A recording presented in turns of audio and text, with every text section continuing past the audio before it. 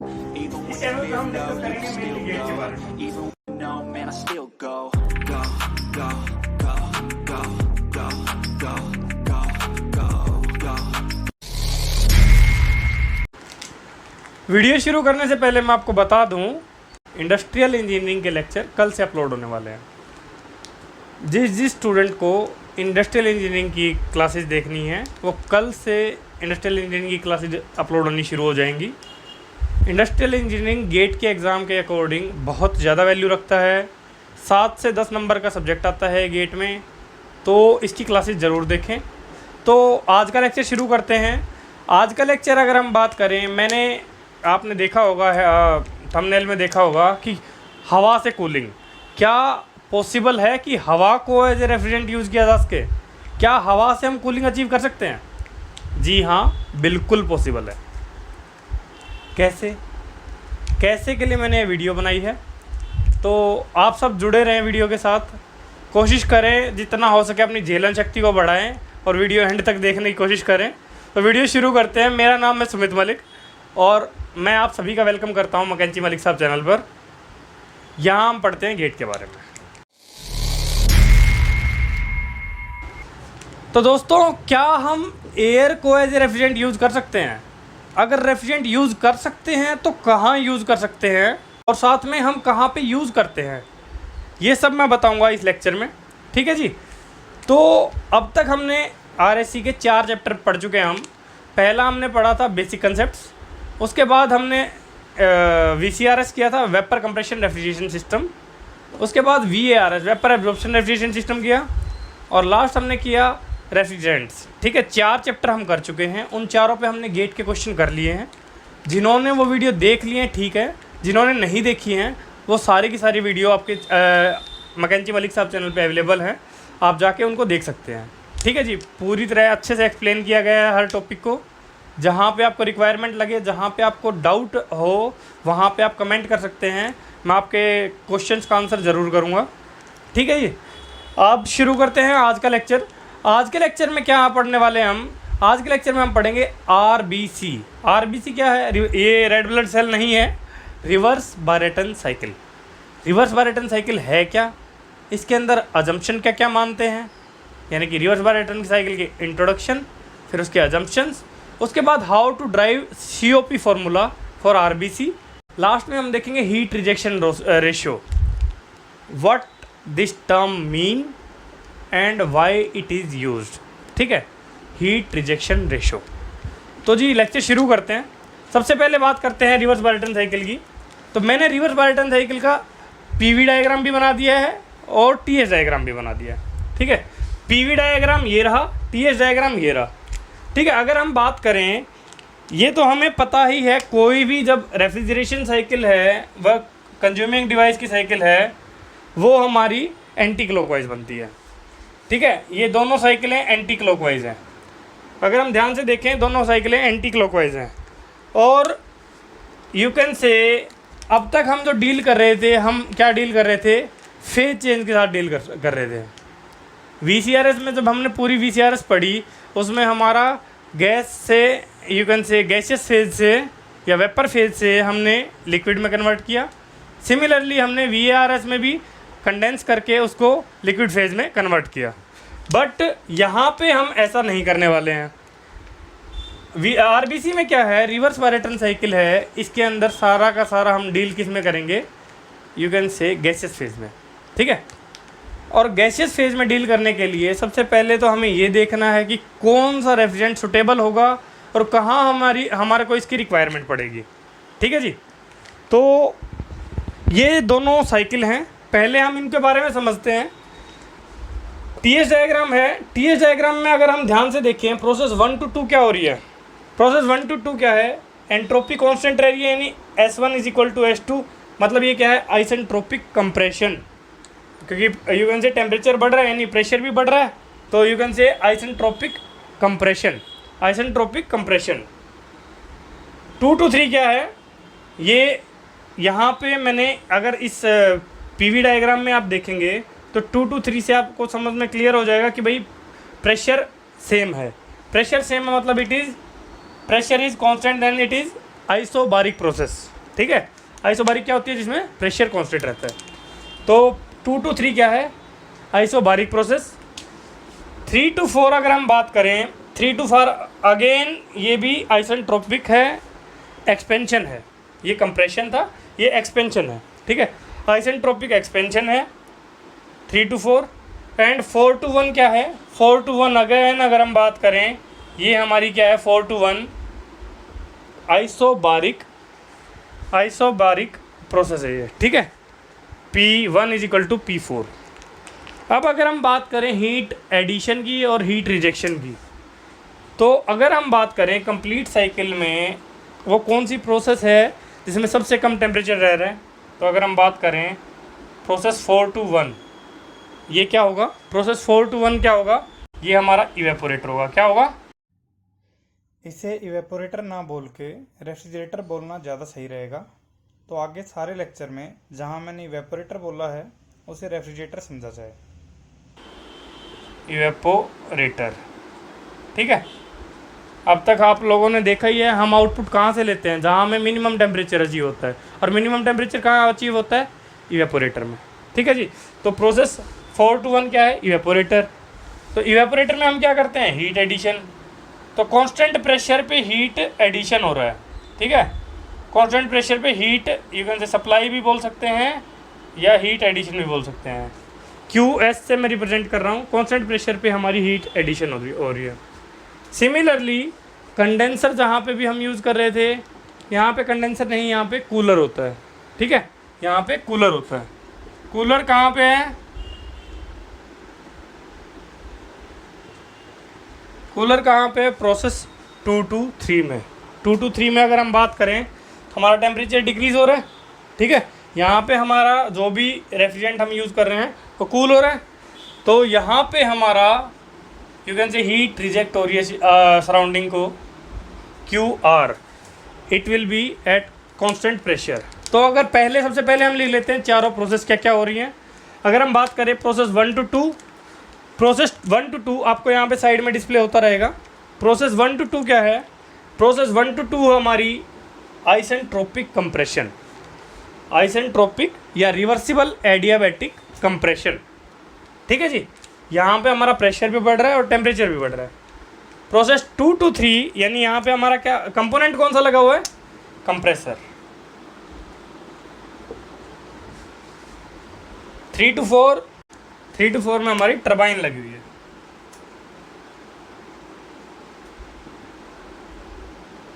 Turbine 3 to 4 में क्या लगा है? टरबाइन लगी हुई है, ठीक है। अगर हम बात करें प्रोसेस 1 to 2, प्रोसेस 1 to 2 में क्या है? कंप्रेसर है। यहाँ पे क्या होगा? हमारा प्रेशर भी बढ़ेगा और टेम्परेचर भी बढ़ेगा। तो प्रोसेस 1 to 2 क्या है? आइसेंट्रोपिक या रिवर्सिबल एडियाबैटिक कंप्रेशन। अगर हम बात करें 2 to 3 में कूलर लगा हुआ है। यहाँ पे हमारा प्रेशर कांस्टेंट रह रहा है, कांस्टेंट प्रेशर पे हीट रिजेक्शन है। इसको हम आइसोबारिक हीट रिजेक्शन भी लिख सकते हैं, आइसोबारिक हीट रिजेक्शन, ठीक है, या कांस्टेंट प्रेशर हीट रिजेक्शन लिख सकते हैं, ठीक है जी। थर्ड प्रोसेस अगर बात करें प्रोसेस 3 to 4, प्रोसेस 3 to 4 क्या है? यहाँ पे हम टरबाइन लगाते हैं। यहाँ पे क्या लगाते हैं? टरबाइन। टरबाइन क्या है? टरबाइन भी एक्सपेंशन के लिए ही यूज़ हो रही है। इसका मेन पर्पज़ क्या है? टू एक्सपेंड यानी या टू कूल, ठीक है। एक्सपेंड होगा, एक्सपेंशन होगा तो प्रेशर भी ड्रॉप होगा और टेम्परेचर भी ड्रॉप होगा। प्रेशर भी ड्रॉप हो रहा है और टेम्परेचर भी ड्रॉप हो रहा है। अगर आप PV डायग्राम से देखेंगे, यहाँ से हम प्रेशर को देख सकते हैं ड्रॉप होते हुए। यहाँ पे TH डायग्राम से हम ये भी देख सकते हैं टेम्परेचर भी हमारा ड्रॉप हो रहा है। तो ये हमारी टरबाइन है। लास्ट में हमें सबसे कम टेम्परेचर, मिनिमम टेम्परेचर कहाँ मिल रहा है? इवेपोरेटर में। यहाँ से हम क्या लेते हैं? आउटपुट, ठीक है। और ये प्रोसेस 4 to 1 जो है ये हमारा क्या है? कांस्टेंट प्रेशर पे तो वैसे ही हो रही है, constant pressure heat addition. Evaporator में हम क्या करते हैं? हम वैसे तो इवेपोरेटर का नाम से हमें क्या लगता है कि हम इवेपोरेट ही करवाते हैं, बट यहाँ पे हम इवेपोरेटर में क्योंकि हमारी कंडेंस भी नहीं हुई तो हम इसको इवेपोरेट भी नहीं करवाते। एक्चुअल में यहाँ पे कांस्टेंट प्रेशर हीट एडिशन, इस प्रोसेस को क्या लिखेंगे? कांस्टेंट प्रेशर हीट एडिशन, ठीक है जी। चारों प्रोसेस आपको क्लियर हो गई होंगी। अब बात करते हैं यहाँ पे कौन सा रेफ्रिजरेंट हम यूज़ करते हैं। यहाँ पे हम यूज़ करते हैं एयर। यहाँ पे एयर हम यूज़ करते हैं। और ये कहाँ पे, इस साइकिल को यूज़ कहाँ करते हैं? It is a practical cycle, ये जो कि यू कैन से एयरक्राफ्ट में हम इसको यूज़ करते हैं। एयरक्राफ्ट में अगर हम यूज़ करते हैं तो एयरक्राफ्ट में हम एयर को ही क्यों यूज़ करते हैं? किसी और यू कैन से रेफ्रिजरेंट को भी तो यूज़ किया जा सकता है, किसी यू कैन से कार्बन डाइऑक्साइड को यूज़ किया जा सकता है, या किसी और चीज़ को भी तो यूज़ किया जा सकता है। तो सबसे पहली चीज़ तो अगर हम बात करें, एयर हमारी फ्री ऑफ कॉस्ट है, ठीक है जी। पहली चीज़ क्या है? एयर इजीली अवेलेबल है, फ्री ऑफ कॉस्ट, चीप है, इजीली अवेलेबल है। सेकंड चीज़ जो है, एयर को यूज़ करने का सबसे बड़ा रीज़न जो है, आपका क्वेश्चन भी आता है कि it is having the lowest weight per TR, per ton of refrigeration. एक टन ऑफ रेफ्रिजरेशन अचीव करने के लिए इसका जो वेट है वो ये सबसे लाइट वेट है। अगर हम किसी और के कंपैरिजन में अगर हम बात करें, तो किसी और रेफ्रिजरेंट के कंपैरिजन में अगर हम बात करें, एयर जो है लाइट वेट है, lowest weight per ton of refrigeration ये इससे अचीव होता है, इसलिए हम एयर को यूज़ करते हैं। नेक्स्ट चीज़, टॉक्सिक नहीं है, अगर बाय द वे लीकेज हो भी जाए तो भी कोई इशू नहीं होगा, ठीक है।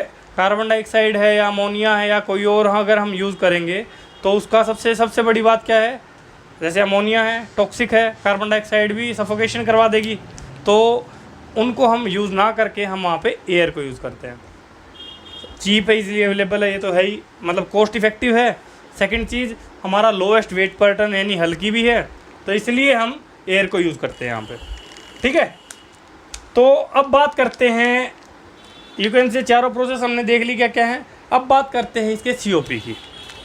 अगर हम बात करें COP के केस में,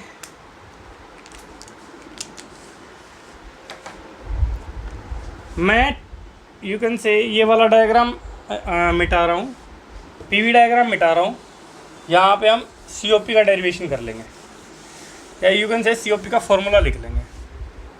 पहले तो सबसे पहले मैं आपको बता ही दूँ, जैसे हमने अब तक किया है हर जगह, यहाँ पे भी वही करना है। COP जो है, कोफिशिएंट ऑफ परफॉर्मेंस, हमारा क्या होता है? Refrigeration effect divided by work input, है ना, यही तो लिखते हैं, refrigeration effect divided by work input. अगर हम बात करें रेफ्रिजरेशन इफेक्ट, तो हमें कहाँ रेफ्रिजरेशन इफेक्ट मिलेगा? रेफ्रिजरेशन इफेक्ट कहाँ मिलेगा? प्रोसेस 4 to 1 जो हमारा लोएस्ट टेम्परेचर है, ठीक है। तो प्रोसेस 4 to 1 में हमें क्या मिलेगा? रेफ्रिजरेशन इफेक्ट, यानी कि और यहाँ पे हमारा क्या है? हीट सप्लाई हो रही है, QS था, ठीक है। रेफ्रिजरेशन इफेक्ट हमारा QS है, डिवाइडेड बाय, अगर बाय तो हम बात करें वर्क इनपुट हमें कहाँ मिल रहा है, यू कैन से हमें कहाँ देना पड़ रहा है, वर्क इनपुट कहाँ देना पड़ रहा है? कंप्रेसर, ऑब्वियसली हमें पता वर्क कंज्यूमिंग डिवाइस है। तो क्या ये इतना ही होगा? हर बार तो हम क्या करते हैं, अगर वर्क यू कैन से पंप के केस में हमने क्या किया था, पंप का जो वर्क था हमने उसको निगलेक्ट कर दिया था। यहाँ पे क्या है? यहाँ पे कंप्रेसर जो है वर्क ले रहा है और टरबाइन वर्क सप्लाई कर रही है। तो क्या हम हर बार की तरह टरबाइन का वर्क निगलेक्ट कर दें? क्या निगलेक्ट कर दें? बिल्कुल भी नहीं। अगर आपने टरबाइन का वर्क निगलेक्ट कर दिया तो यहाँ पे आपकी सबसे बड़ी मिस्टेक होगी। और ऐसा क्यों होगा? ऐसा इसलिए होगा क्योंकि टरबाइन और कंप्रेसर दोनों के दोनों सेम स्टेट को हैंडल कर रहे हैं। ये भी गैस को हैंडल कर रही है और ये भी गैस को हैंडल कर रही है ना जी। अगर दोनों के दोनों गैस को हैंडल कर रहे हैं तो यू कैन से their work input will not be very different, ये नहीं होगा। ओपन सिस्टम के केस में हमारा वर्क यू कैन से वर्क का फॉर्मूला क्या होता है? VDP। और दोनों के केस में क्या हो जाएगा? यहाँ पे भी VDP, यहाँ पे भी VDP, ठीक है। और वॉल्यूम दोनों के दोनों गैस हैंडल कर रहे हैं, इसलिए इनके दोनों के हमें पता है कि भाई लिक्विड के at the same pressure liquid और गैस के वॉल्यूम में बहुत ज़्यादा फ़र्क होता है। बट अगर दोनों ही गैस हैं तो वहाँ पे तो ज़्यादा प्रेशर का डिफरेंस आएगा नहीं, या वहाँ पे तो ज़्यादा वॉल्यूम का डिफरेंस आएगा नहीं, और वॉल्यूम का डिफरेंस ज़्यादा नहीं आएगा तो हम इसको निगलेक्ट नहीं कर सकते। इस केस में निग्लिजिबल नहीं है। तो हमें ये कंसीडर करना पड़ेगा। तो ये याद रखना है कि जब भी हम रिवर्स बायरेटर्न साइकिल करेंगे तो रिवर्स बायरेटर्न साइकिल में कभी भी इसको हम निगलेक्ट नहीं करेंगे, वर्क ऑफ टरबाइन हमें कंसीडर करना ही पड़ेगा। अगर हम बात करें तो हमारा करेक्ट फॉर्मूला क्या होगा, यहाँ पे मैं वर्क ऑफ टरबाइन लिख देता हूँ, रेड कलर में इसलिए लिख रहा हूँ ताकि आपके दिमाग पे छप जाए। Only this is the right thing. अगर कोई आपसे पूछे COP का फॉर्मूला बताओ मेरे को, जस्ट ये बताओ COP का फॉर्मूले का बेसिक क्या है, तो रेफ्रिजरेशन इफेक्ट क्या होता है इसके अंदर। रेफ्रिजरेशन इफेक्ट तो हमने देख लिया, जो इवेपोरेटर में जितनी हमने you can say heat supply की, और वर्क इनपुट कितना है, कंप्रेसर का वर्क माइनस टरबाइन का वर्क। टरबाइन का वर्क लेना बहुत ज़रूरी है, ठीक है, क्योंकि इसको हम निगलेक्ट नहीं कर सकते इस केस में। तो अगर हम बात करें रेफ्रिजरेशन इफेक्ट की, अगर बात करें रेफ्रिजरेशन इफेक्ट हमारा क्या हो जाएगा, final minus initial H1 minus H4। H1 minus H4 क्या हो जाएगा हमारा, H1 माइनस H4 हो जाएगा वो रेफ्रिजरेशन इफेक्ट। वर्क इनपुट क्या हो जाएगा, H2 माइनस H1 माइनस, ये तो कंप्रेसर का हो गया, टरबाइन का क्या होगा, H3 माइनस H4। ठीक है जी, H2 minus H1 minus H3 minus H4। ठीक है जी, ये हमारा होगा क्या, यू कैन से COP का फॉर्मूला। अगर यहाँ से हम बात करें, क्या मैं इसको ऐसे लिख सकता हूँ, इसको मिटा के, इसको मिटा रहा हूँ मैं यहाँ पर, क्या मैं इसको ऐसे लिख सकता हूँ, H1 minus H4 divided by H2 minus, मैं H3 को तो इधर ले रहा हूँ, H1 को इधर ले रहा हूँ, H2 माइनस H3 माइनस ये उधर जाके ये हो जाएगा H1 माइनस H4। ठीक है जी, जिसको समझ में आ गया ठीक है, जिसको नहीं समझ में आया अपने आप से करोगे तो समझ में आ जाएगा। मैंने क्या किया है, बस मैंने जो यहाँ पे नेगेटिव वाला पार्ट था उसको मैंने इधर इसके साथ H2 के साथ ले लिया, और यहाँ नेगेटिव वाले को मैंने इधर भेज दिया, और कुछ नहीं किया, बाकी सेम है। तो अगर ऐसा मैंने क्यों किया है, अगर हम नंबरेटर को डिनोमिनेटर में लेके जाएंगे तो ये पूरा इसको कैंसिल करवाएगा।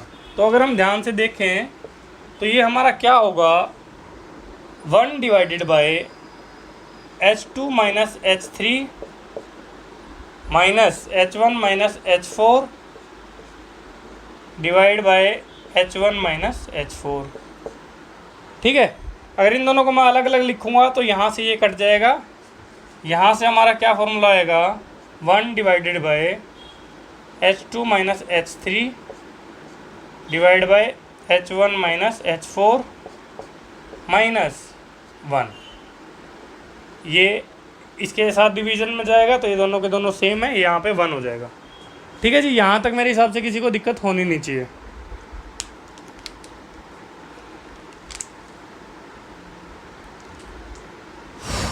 ऐसे तो मैं इसको सारा को ड्राइव यहीं पे करवा दूंगा, इसके लिए अलग से वीडियो बना देंगे यार, इतना करके।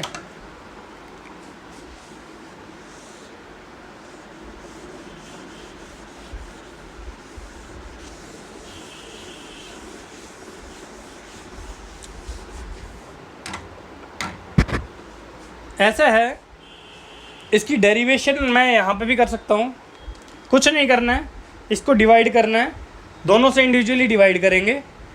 यू कैन से ये जब डिनोमिनेटर में जाएगा ऊपर बचेगा 1, ये डिवाइड में जाएगा, यहाँ पे इसके डिवीज़न में आ जाएगा, इसके भी डिवीज़न में आ जाएगा। ठीक है, H1 माइनस H4 को मैं अलग से यू कैन से अलग ले लूँगा, तो वहाँ से हमारा इसको तो लिख लेते हैं, ये स्टेप लिख लेते हैं यहाँ पे, H1 minus H4 divide by H2 minus H3 minus H1 minus H4। मैंने यहाँ पे क्या किया है, H1 को मैं इधर ले गया, H3 को इधर ले आया, बस, बाकी सब सेम है। अगर आप ध्यान से देखें तो ये जो चीज़ है ये और ये बिल्कुल सेम है। अगर मैं इसको डिवाइड करूँगा तो यहाँ पे क्या होगा, यहाँ पे 1 होगा, यहाँ पे समथिंग डिवाइड बाय समथिंग आएगा, माइनस ये दोनों सेम है तो यहाँ पे ये 1 हो जाएगा। तो यहाँ से अगर बात करें, मैं डायरेक्ट अभी फार्मूला लिख रहा हूँ फ़िलहाल, क्योंकि आपको एग्ज़ाम में डायरेक्ट फार्मूला ही यूज़ करना है। आपको एग्ज़ाम में यू कैन से डेरिवेशन की रिक्वायरमेंट नहीं पड़ने वाली।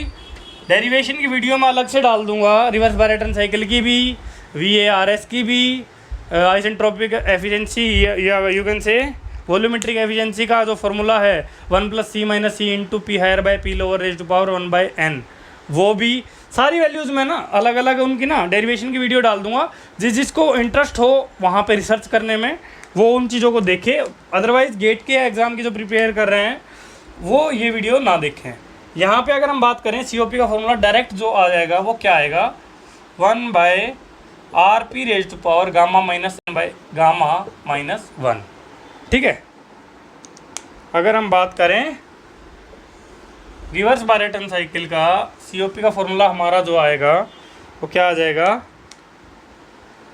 1 divided by RP raised to power gamma minus 1 by gamma minus 1। यहाँ पे जो RP लिखा है हमने, RP क्या है, RP जो लिखा है वो क्या है, RP is equal to pressure ratio. It is pressure ratio, pressure ratio. ठीक है, और प्रेशर रेशियो जो है हमारा, प्रेशर रेशियो किसके इक्वल है, P higher by P lower, P higher by P lower. अगर आप ध्यान से देखोगे, मैं साइड में डिस्प्ले कर देता हूँ, हमारा PV डायग्राम अगर देखेंगे उसमें तो हमारे 2 ही प्रेशर हैं, एक हायर एक लोअर। तो जो हायर प्रेशर है यानी कि P2 = P3, वो हमने P हायर लिख दिया, और जो लोअर प्रेशर है P1 = P4, इसको हमने P लोअर लिख दिया। ठीक है, ये हमारा क्या है, प्रेशर रेशियो का फॉर्मूला आ गया। और प्रेशर रेशियो से हम यहाँ पे क्या है, COP निकाल सकते हैं, 1 divided by RP raised to power gamma minus by gamma minus 1। ये हमारा COP का फॉर्मूला है। जिसको डेरिवेशन देखनी है, डेरिवेशन के लिए मैं वीडियो दे दूंगा और लिंक आई बटन में डाल दूंगा। जब वो आई बटन में लिंक आ जाएगा तब आप उस वीडियो को देख सकते हैं। ठीक है, RBC के लिए एक और इम्पोर्टेंट चीज़ है, आपको मेनली ध्यान क्या रखना है, पहली चीज़ तो ध्यान रखनी है बेसिक यू कैन से COP जो है, COP का फॉर्मूला क्या आ जाएगा, refrigeration effect by work input. Work input में हमें कंप्रेसर का भी वर्क कंसीडर करना है और टरबाइन का भी वर्क कंसीडर करना है। ये हमारा COP का फॉर्मूला आएगा। और एक जो है इम्पोर्टेंट चीज़ वो क्या है, यहाँ पे याद क्या रखना है, E1 = odd, E1 = odd। ये क्या लिखा है मैंने, E1 = odd। ये क्या है कि जो हमारे 2 टेम्परेचर हमारे इवन टेम्परेचर हैं, you can say T2 × T4, इन दोनों का multiplication it will be equal to T1 × T3। ये बहुत इंपॉर्टेंट चीज़ है, आपको गेट के एग्ज़ाम में या किसी भी एग्ज़ाम में बहुत ज़्यादा काम आने वाली है कि T2 × T4 = T1 × T3। ठीक है, T2 × T4 = T1 × T3। ये बहुत ज़्यादा काम आने वाली है। क्यों, काफ़ी बार आपको इस फॉर्मूले से डायरेक्ट आपको 3 टेम्परेचर अगर पता है, चौथा टेम्परेचर आप इजीली निकाल सकते हैं। ठीक है, तो ये आपको याद रखने की ज़रूरत है। फ़िलहाल के लिए इतना ही यहाँ याद रखें। ये हमारा COP का डेरिवेशन हो गया।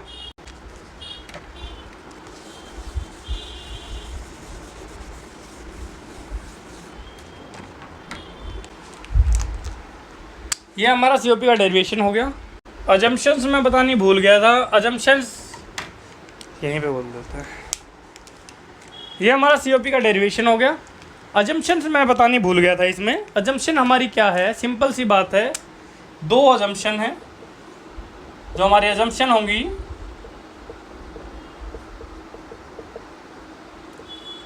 सबसे पहली चीज़ हमारी क्या है अजम्पशन में, जो हमारी कंप्रेशन है वो भी आइसेंट्रोपिक है, आइसेंट्रोपिक कंप्रेशन। एक्चुअल में कोई प्रोसेस कम्प्लीटली आइसेंट्रोपिक नहीं होती है, थोड़ी बहुत एंट्रोपी हमेशा विद इन द प्रोसेस भी जनरेट होती रहती है। तो यू कैन से आइसेंट्रोपिक कंप्रेशन हमारी फर्स्ट अजम्पशन है, और सेकंड अजम्पशन जो है वो क्या है, आइसेंट्रोपिक ही एक्सपेंशन है। ठीक है, ये कंप्रेसर के अंदर हो रहा है, ये टरबाइन के अंदर हो रहा है। तो हमारी दो अजम्पशन क्या क्या है, पहली अजम्पशन है आइसेंट्रोपिक कंप्रेशन है, दूसरी आइसेंट्रोपिक एक्सपेंशन है। ठीक है जी, तो ये दो अजम्पशन थी, वो मैं बतानी भूल गया था बीच में।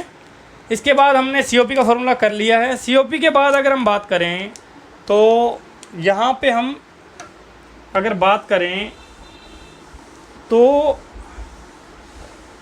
Y don't we use isentropic expansion. अब तक अगर बात करें हम आइसेंट्रोपिक एक्सपेंशन क्यों नहीं यूज़ करते इन, जैसे VCRS में हमने यूज़ किया, VCRS में हमने क्या यूज़ किया, VCRS में हमने आइसेंट्रोपिक एक्सपेंशन यूज़ किया, आइसेंट्रोपिक एक्सपेंशन। बट यहाँ हमने आइसेंट्रोपिक एक्सपेंशन यूज़ नहीं किया, क्यों? हमारी एयर जो है, एयर को हम क्या कंसीडर करते हैं, it is a ideal gas. अगर बाय द वे इंग्लिश पे ध्यान दो तो it is an ideal gas. ठीक है जी, एयर जो है हमारी आइडियल गैस है। और किसी भी आइडियल गैस के लिए आपको पता होगा कि आइडियल गैस के लिए हमारा क्या होता है, एंथैल्पी, यानी कि H, it is a function of temperature only, it is a function of temperature only. But it mean कि भाई अगर there is no change in enthalpy then there will be no change in temperature also. अगर enthalpy में कोई change नहीं होगा तो हमारे टेम्परेचर में भी कोई चेंज नहीं होगा, तो टेम्परेचर हमारा ड्रॉप नहीं होगा। और हमें तो एक्सपेंशन में से क्या करना है, टेम्परेचर ही तो ड्रॉप करवाना है। तो यहाँ पे हम आइसेंथैल्पिक लिखना था यहाँ पे,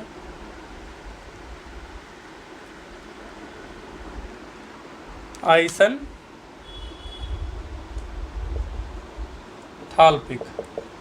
VCRS में हम आइसेंथैल्पिक यानी एंथैल्पी कांस्टेंट यानी कि H1 equal to H3 equal to H4 लेते हैं वहाँ पे।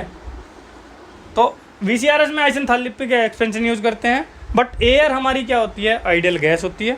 और किसी भी आइडियल गैस ट्रीट करते हैं हम उसको। किसी भी आइडियल गैस के लिए एंथैल्पी जो है it is a function of temperature only. और अगर there is not a change in enthalpy then there will be no change in temperature. और टेम्परेचर में अगर कोई चेंज ही नहीं होगा, हमें तो एक्सपेंशन करवानी ही क्यों है, ताकि हमारा टेम्परेचर ड्रॉप अचीव हो। और टेम्परेचर ड्रॉप अचीव ही नहीं होगा तो हमारा कोई फ़ायदा ही नहीं है इसका।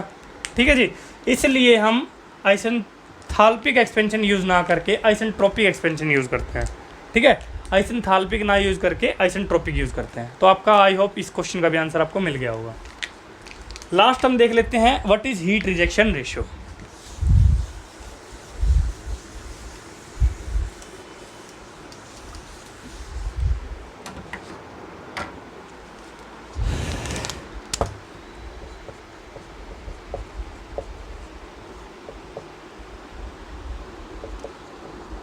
Heat rejection ratio. अगर हम बात करें हीट रिजेक्शन रेशियो होता क्या है, ये टर्म दी क्यों है, हाउ इट इज़ डिफाइंड। तो सबसे पहले हम बात करते हैं heat rejection ratio. It is the ratio of heat rejected by the condenser to the refrigeration effect. Heat rejected by the condenser to the refrigeration effect. इसको आप ना वर्ड्स में लिख सकते हैं, मैं आपको क्लियरली बता रहा हूँ, आप उसको राइटिंग में लिख सकते हैं। You can say heat rejection ratio is the ratio of heat rejected in the condenser to the refrigeration effect. तो it will be equal to 1+1/COP। ये हमारा हमेशा याद रखना है, बहुत इंपॉर्टेंट फार्मूला है। Heat rejection ratio it is equal to 1+1/COP। इसकी भी डेरिवेशन जब करेंगे तो आपको आई बटन में लिंक मिल जाएगा, आप लोग वो देख सकते हैं जाके। ठीक है, ये फ़िलहाल आपको याद रखना है, गेट के एग्ज़ाम में बहुत काम आते हैं। डायरेक्ट आपको दे रखा होगा हीट रिजेक्शन रेशियो की वैल्यू ये है तो COP क्या होगा, या फिर COP की वैल्यू ये है तो हीट रिजेक्शन रेशियो क्या होगा। ठीक है, बहुत इंपॉर्टेंट होने वाली हैं छोटी छोटी चीज़ें, तो एग्ज़ाम में बहुत ज़्यादा इम्पोर्टेंस रखती हैं ऐसी चीज़ें। तो इसको याद रखने का डायरेक्ट तरीका क्या है, heat rejection ratio is equal to 1 + 1/COP। ठीक है, तो ये हमारा इसकी डेरिवेशन जब करेंगे अलग से डाल देंगे। तो यहाँ पे अभी हमने जितना भी पढ़ा इस लेक्चर के बारे में उसको ना नोट की फॉर्म में लिख लेते हैं। 2-3 चीज़ें जो इम्पोर्टेंट चीज़ें हैं जो हम नोट की फॉर्म में लिख लेते हैं। तो नोट की फॉर्म में लिखते हैं। सबसे पहले हमारा नोट में क्या होगा, नोट में सबसे पहले क्या होगा, सबसे पहले हमारा यू कैन से एयर को ही क्यों यूज़ करते हैं उसके बारे में लिख लेते हैं। Air is the only working fluid, air is the only working fluid because of it's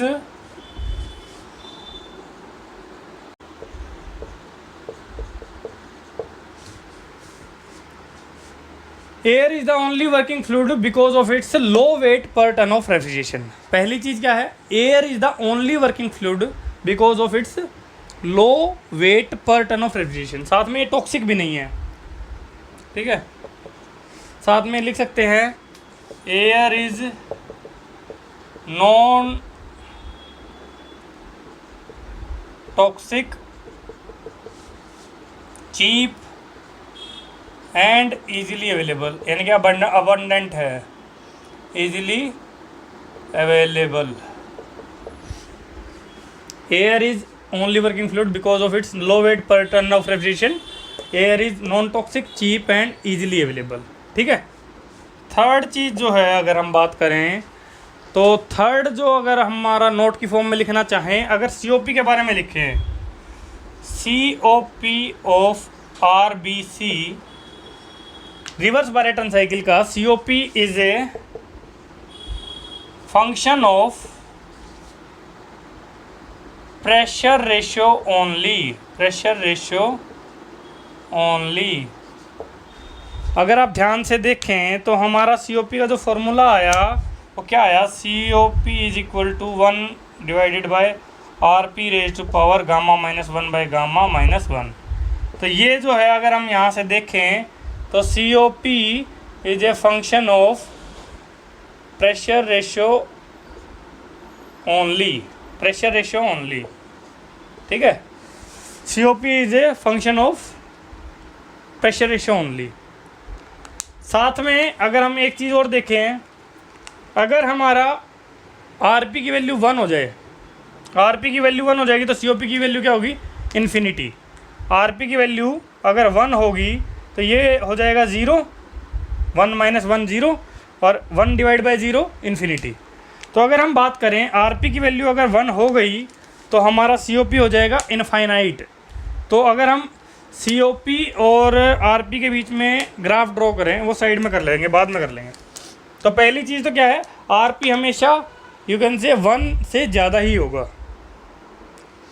1 से कम होगा तो ये नेगेटिव हो जाएगा, और नेगेटिव होएगा तो नेगेटिव COP का कोई मतलब नहीं होता। ठीक है, तो RP की वैल्यू पहली चीज़ तो 1 से ज़्यादा ही होगी, और दूसरी चीज़ क्या है, RP अगर 1 होगा तो COP इनफाइनाइट हो जाएगा। पहले 3 पॉइंट क्लियर है, एक और पॉइंट लिख लेते हैं।